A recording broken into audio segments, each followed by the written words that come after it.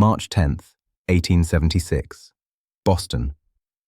In a quiet laboratory on Exeter Place, a young man leans over a wooden table covered with wires, batteries, and metal membranes. His hands are stained. The air smells of acid and heated metal. The room is heavy with tension that cannot be seen, but can be felt. His name is Alexander Graham Bell. He is 29 years old, and in seconds, he will speak words that will echo far beyond this room. This is not a moment of dramatic revolution. There is no audience, no applause, only surprise, and a realization that does not yet understand its own magnitude. He says the words that will change the world. "Mr. Watson, come here, I want to see you." It is not simply the first telephone call. It is the moment when humanity enters a new era, a new stage in communication, the transmission of the human voice in real time. The history of communication does not begin with the telephone. It begins with fires on the hills of ancient Greece, with signal towers of the Roman Empire and the Great Wall of China, with carrier pigeons, with drums in Africa, and with mounted couriers of Persia.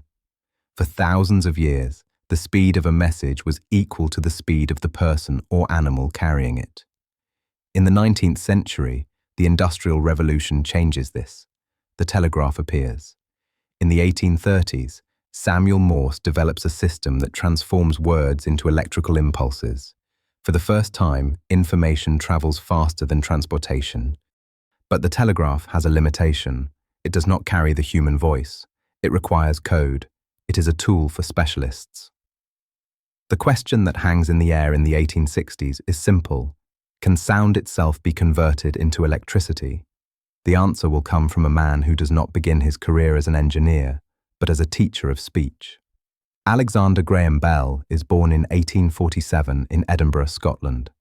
His family background is not accidental.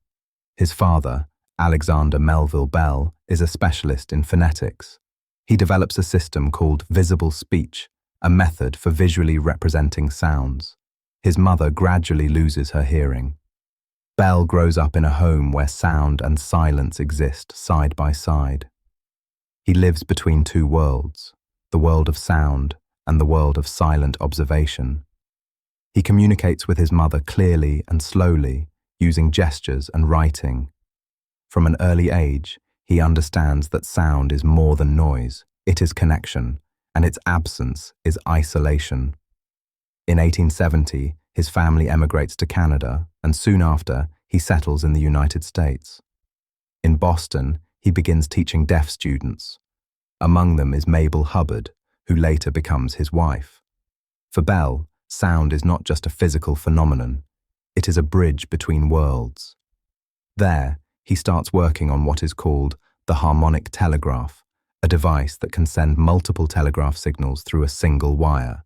The telegraph already exists. It connects cities, it accelerates commerce, but it transmits code, not voice, dots and dashes, abstractions. Within this project lies the key to something greater. Bell begins asking himself, if electrical current can vary according to the frequency of sound, why should it not reproduce the voice itself? At the same time, America is in the middle of an industrial race. Railroads, factories, financial speculation. Communication means power. Whoever controls information controls speed, and speed means money. Principles that remain relevant today. Imagine communication before 1876. More than 1.6 million kilometers of telegraph lines around the world. Thousands of operators trained to interpret dots and dashes. A conversation between New York and Chicago means a message written, transmitted, and decoded. There is no tone, no emotion. On June 2nd, 1875, Thomas Watson, Bell's assistant, is working on the harmonic telegraph. A metal reed becomes stuck to an electromagnet. When Watson releases it, it vibrates. Bell, who is in another room, hears an actual acoustic vibration, not just an electrical click. This is the pivotal moment. Until then, the telegraph transmits interruptions of current, on and off. Now, for the first time, a continuous sound wave is transmitted. It is proof that sound can travel electrically as vibration, not just as code. Historians suggest that Bell immediately recognizes the potential and redirects his work from telegraphy to voice transmission. At the same time, other inventors are working on transmitting sound. Elisha Gray files a caveat, a temporary notice of intention to patent. On the same day, Bell submits his patent documents, February 14, 1876. The difference is measured in hours, perhaps minutes. Historians continue to debate, but one fact remains. On March 7, 1876, Bell receives the patent, a document that will become one of the most valuable in history. Was there information leakage? Did the system operate with complete impartiality? History does not provide a definitive answer. The emergence of new technology is rarely a simple collision of ideas that mature at the same time in different laboratories. Even less known is the case of the Italian inventor Antonio Meucci, who years earlier develops a device capable of transmitting voice through a wire, but fails to finance a full patent. Meucci demonstrates voice transmission devices in the 1850s and 1860s and files a caveat in 1871. He does not renew it because he cannot pay the fee. At the moment of his breakthrough, Bell has the support of Gardiner Hubbard, Mabel's father. Hubbard recognizes the potential, not only scientific, but commercial. In 1877, the Bell Telephone Company is founded, a small company with substantial ambition. The first demonstrations are met with skepticism. Like any new invention, people hesitate. Some call the device a toy, others fear electricity will harm them. Some believe the voice in the wire is deception. Others see no practical application. Why would anyone want such a machine at home? Why speak through a wire when you can send a letter? Yet by 1880, there are over 30,000 telephones in the United States. By 1900, over 1 million. Bell Telephone Company lays the foundation for future telecommunications giants. It is seen as a threat by telegraph companies. Some major communication firms initially refused to purchase the patent. That decision is later regarded as a historic miscalculation. After a demonstration in Philadelphia at the Centennial Exhibition in 1876, Bell's device attracts serious attention. Legal battles begin. The pressure is immense. The issue is no longer purely scientific. It is financial. Who will control this new network? More than 600 court cases are fought over telephone patents. Bell Telephone Company wins key cases, including decisions by the US Supreme Court in the so-called telephone cases of 1888, which reinforce Bell's patent rights, though disputes continue for years.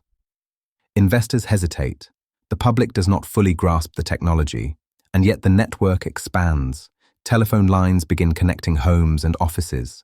Exchanges appear, with operators physically connecting calls using cables. Young women sit before panels filled with holes and lights. They become the human link between voices. Bell gradually distances himself from daily management. His interests broaden. He works on the photophone, a device that transmits sound using light. He experiments with aviation, but his legacy is already established. In the following decades, the telephone spreads worldwide. Wires stretch across streets. Exchanges are built.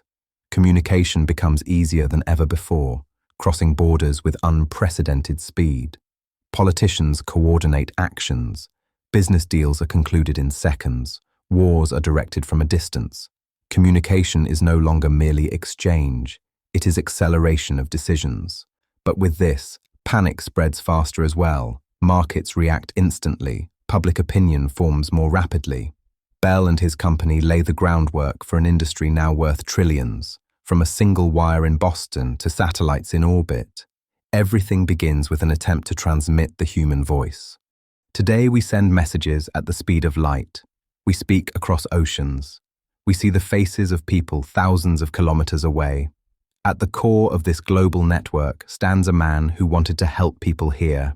The story of Alexander Graham Bell reminds us that technological triumph often emerges from personal pain, curiosity, and persistent effort. In that room in Boston in 1876, no one speaks about the global cultural transformation that will follow. No one speaks about information wars. They speak only about whether sound can pass through a wire. But every technology begins this way, with a small technical problem. And the next time you hear a voice from the other side of the world, remember that it is the result of a series of decisions, of ambition, of love, and of the human desire not to be alone in silence. When Alexander Graham Bell dies on August 2nd, 1922, in Nova Scotia, telephone services across North America are suspended for 1 minute during his funeral on August 4th. Around 13 million telephone lines fall silent at the same time. Conversations stop. It becomes one of the first large-scale technological silences in history.